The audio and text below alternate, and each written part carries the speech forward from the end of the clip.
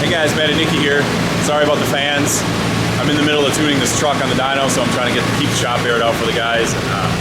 But yeah, so today on the dyno we got a SUV. So we got I'll flip around here. We got a 2013 Suburban, and this truck came to us for a tune. So the owner of this truck was having some issues, some engine troubles. He was having some lifter issues, and finally, basically, the engine needed a rebuild. These engines like to eat those DOD lifters, those displacement on demand lifters, and sometimes they can trash a motor when you can send a bunch of hard metal through the engine. Not exactly sure if that's what happened specifically to this truck, but the owner ended up rebuilding the engine. So kind of the cool deal with this engine is instead of just rebuilding the 5.3 liter, he did a bottom end. So he did an LSX motor, LSX block, with a 427 rotating assembly.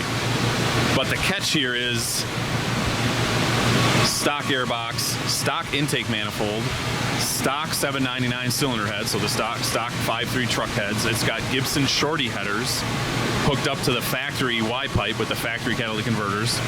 It's got a Lingenfelter, I believe it's like a GT 24 or 34 boost camshaft. It's a low compression motor because he wants to put a E-Force or a Magnuson on it eventually. So the camshaft's like a 220, 223, 235 with a 115 lobe separation. So it's a boost cam, it's a supercharger cam. But kind of an interesting deal where you increase the displacement a bunch, but you don't really do any other work to it. So we're going to kind of see what happens. I'm going to kind of use this video too to kind of show some tuning process as I work some runs up. And so here's my first run. I did a little bit of a bass tune on it, and basically got the fueling really close. The timing I'm still real conservative on. I'm low 20s right now. I'm going to work that up.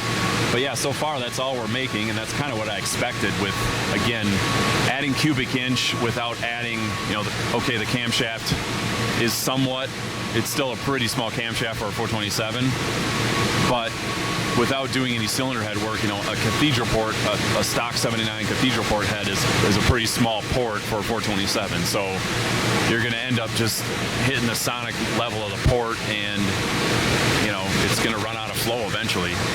And you can see we're peaking engine power at 4,800. So we're at 333 for rear wheel horsepower, and we're at 389 for rear wheel torque.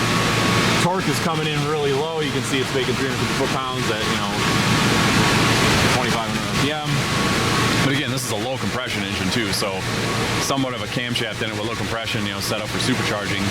We're kind of in the actual worst case scenario trying to make normally aspirated horsepower with this thing. But anyways, I'm going to do some working runs here and kind of show you guys as I add timing and get the air fuel straightened out what that does for horsepower. So I'm going to I'll set the camera down. I'll video a couple runs on it, but kind of show you guys working up to it and see if we can hit maybe 350. It's nice to see over 400 torque at least, but just to kind of show you guys how the tuning process goes and how you can kind of work up from kind of a base starting point by adding timing and getting the fueling leveled off and stuff. So all right, let's see what happens.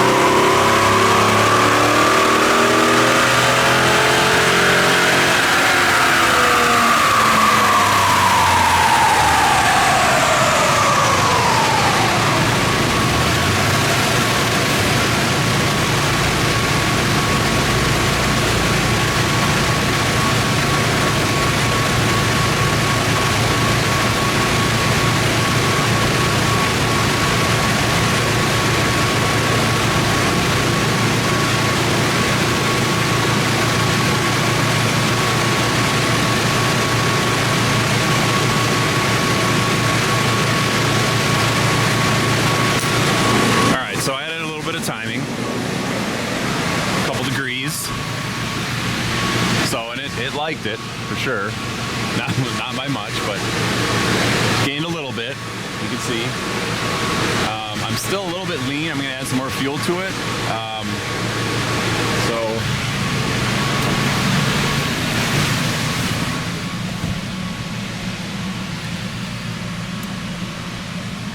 You can see here, I'm still a little bit lean. I'm gonna just kind of in the mid-range. The top end's looking pretty good. Just starting to touch 27 degrees. Again, when these engines like this are low compression, sometimes they'll take more time, like 28, 29. We were running this on 93 octane. So down here in the bottom end, you know, before really the camshaft's really not doing anything, I'm definitely gonna add some more down there. Put a little bit more fuel in it down the bottom. Once I'm getting up over 4,500 RPM, the fueling's pretty close. Something like this, again, low compression. It doesn't need to be super rich. You can probably, it'll make good power running it pretty lean, you know, like 12.7, 12.9, something like that. So I'll make a tune change here, and we'll do another pull and see what happens. All right, guys, just made that tune change. Just bringing it up to speed, up the temp of the dyno. Got the data logger rolling. So we'll see what happens here. That's always like, again, I always like to bring these things up, match temperatures each run. We're about there right now. All right.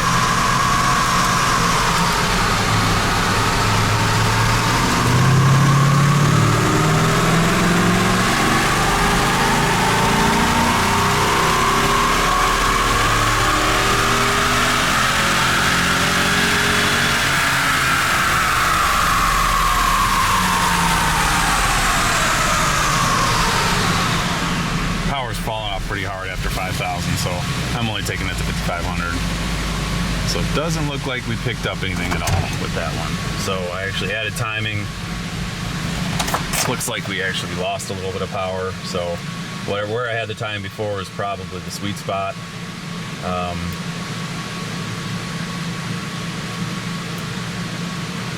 Yeah, I added a bunch of timing. Knock sensors aren't picking up anything, just a tiny little bit right there. Fueling is where I like it though.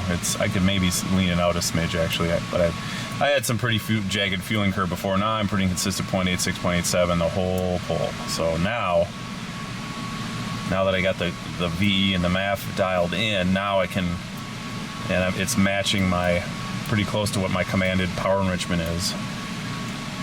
Now, once I get to that point, I can actually just use the power enrichment table and kind of play with the fueling, and it's a lot easier than trying to make a change on like the MAF and the mass airflow curve. So I'm gonna try leaning it back out a little bit. You can see, I'll zoom in on that. It made the same 337. We actually lost a little bit in mid-range, so that added timing might have actually just lost. Again, when we're running low compression and we're not ever going to hit a knock limit, you'll actually just hit the maximum brake torque of the engine with timing. So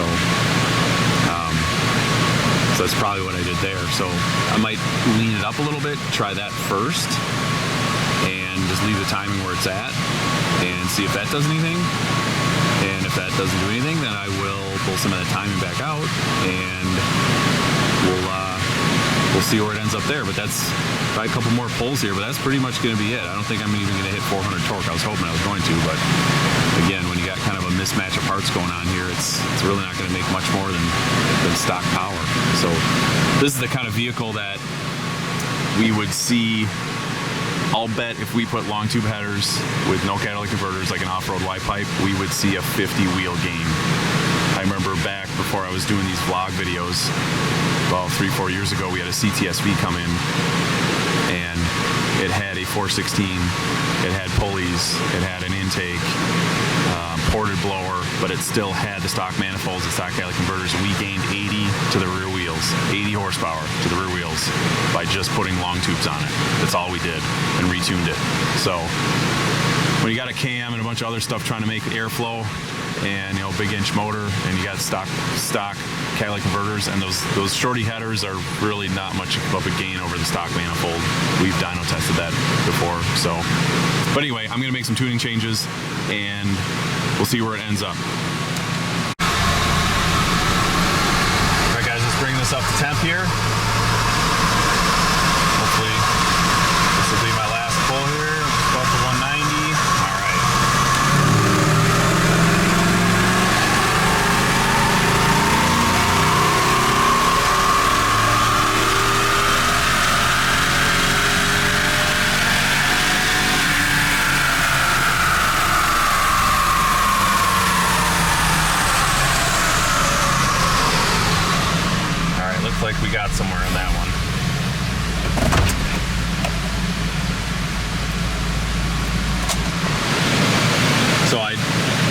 took off those other working runs just so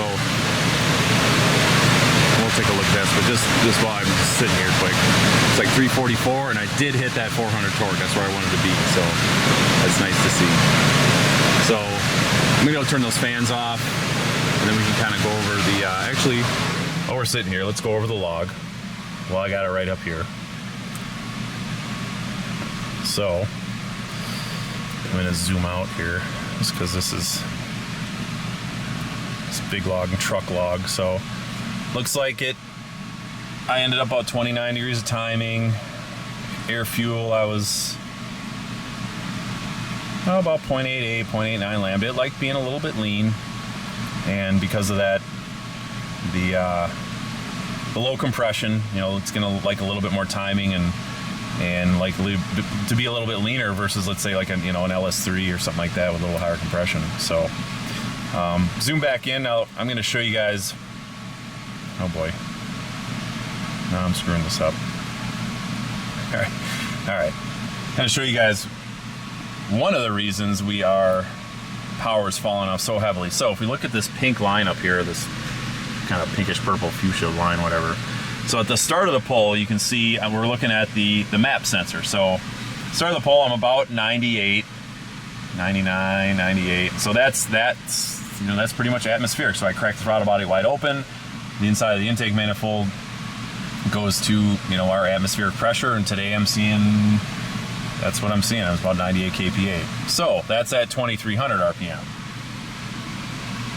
We go to the top of the pull at, I took that one out a little further, almost a 6. We're at 90. I mean, we're seeing 92, 93, 91. That's a pretty significant drop in pressure inside the manifold. So that's a 5 kPa drop. 5 kPa is about 3/4 of a pound. So you can almost say, that'd be like if we were to open this intake manifold up, or let's just even say, bigger throttle body and a cold air pipe that can support some flow, even picking up a half a pound of boost essentially would make probably 10 to 15 more horsepower just in an intake tube. So let alone in the intake manifold, which is is probably another part of this restriction on this 427. Again, you got this small runner cathedral port truck manifold on a 427 cubic inch motor. You're going to hit flow limits on all sorts of stuff. So, and that's exactly what's going on here.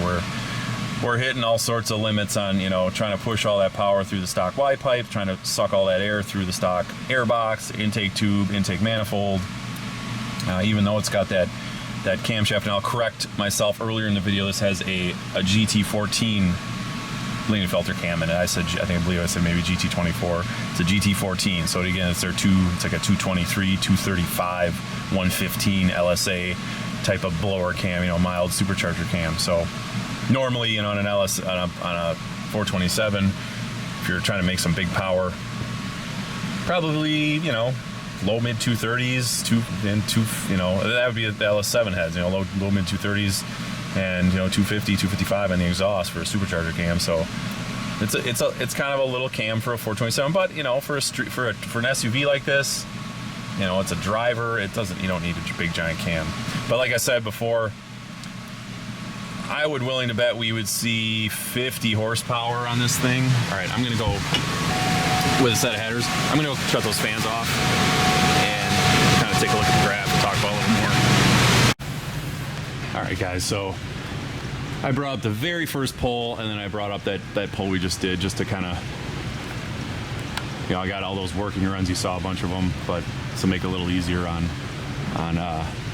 what we're looking at here. So 333. That was my base, basically my base tune that I threw in it. It was a little bit lean in the mid range, not too bad, but the timing was the big thing.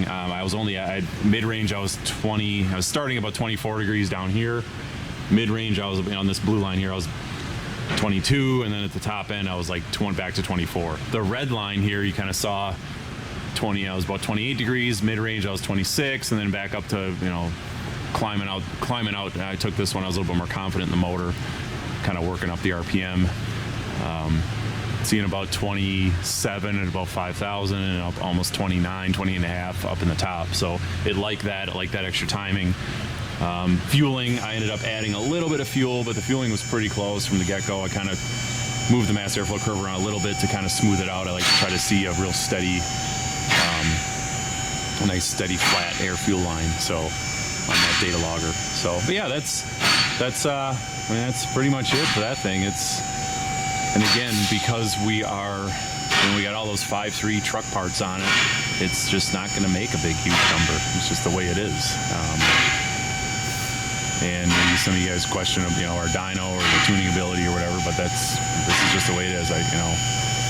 Tune lots and lots and lots of LS cars, and you go back on my channel, and I got tuning LS cars for years and years and years, and something like this, just because you add a bunch of cubic inches doesn't necessarily going to make it much more power. It's a stock 5.3.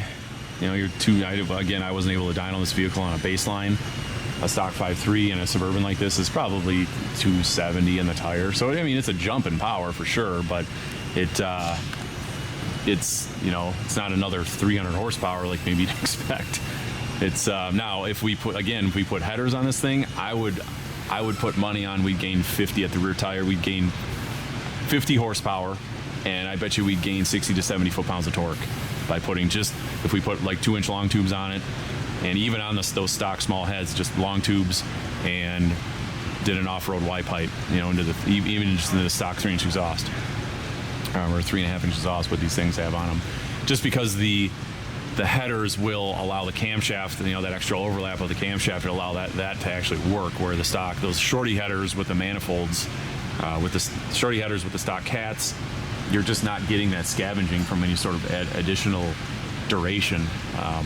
And that's, with a camshaft, that's that fifth power stroke during, when that intake valve and exhaust valve are open together, and that header is scavenging out what's left of the exhaust and helping pull that fresh intake charge in. That's part of what a camshaft and headers do together. So without a long tube header, even those shorty headers, I know they're aftermarket shorty headers, but they don't really do a whole lot more than what a set of factory manifolds are going to do, because the factory manifolds, even though they're cast, they're basically a shorty header. They got an individual tube. On these later Gen 4 engines, each cylinder's got pretty much its own tube going into a little collector, and they, if you take the heat shields off them, they're just cast iron, but they look like a little shorty header. So the aftermarket stainless shorty headers don't really do anything different than what that will do. Now, you put a set of long tubes on, you got those long primaries, you got a collector that where everything is meeting in a nice round merge collector, and yeah, that camshaft overlap is allowed to work and do what it's designed to do, and that's where you'd see a gain on something like this. But it is what it is. This guy's going to put a supercharger on eventually, and on that time, at that time, we put a set of long tubes on it, and this horsepower and torque curve will jump probably 300 horsepower, 300 foot-pounds. So it's a good starting point. I mean, the motor's healthy, sounds good. It definitely pulls out. I mean, even though it's only peaking at 5, I took it to 6 just to see how the motor feels. It's smooth. It's dead smooth. Again, long tubes and a blower will spin this thing. He's got valve springs in it. He's got lifters in it. He's got push rods in it. So it's set up internally. It's all set up to get leaned on, and this is just kind of a little baseline to cruise around on it for now. So yeah, I'm good with that for now, and we'll pull this off the dyno and look for some more videos in the future. Like always, we got more stuff coming down the line here, so I'll leave it off here, and we'll talk to you guys next time. Thanks.